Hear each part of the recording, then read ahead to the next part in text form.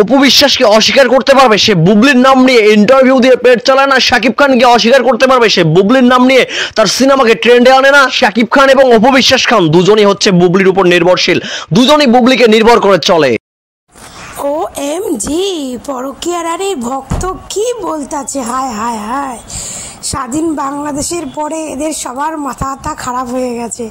স্বাধীন বাংলাদেশের পরে পরকীয়া রানীর বুবলির সব ভক্তদের মাথা খারাপ হয়ে গেছে।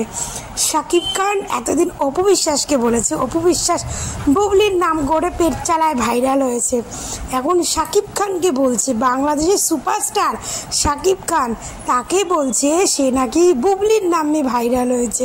তার মানে বুবলি যতদিন ফিল্ম ইন্ডাস্ট্রিতে ছিল না ততদিন শাকিব খান অপু বিশ্বাসকে কেউ চিনত না। বুবলি আসার পরে এদেরকে চেনা ধরেছে।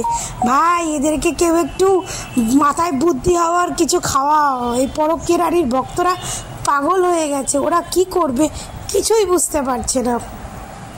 ওদের এক একজনকে একটু বেশি বেশি করে ভোলা মাছ খাওয়াও, কারণ এখন বাংলাদেশের এত ইলিশ মাছ খাচ্ছে না, ইলিশ মাছ খেয়ে খেয়ে ওদের মাথা খারাপ হয়ে গেছে।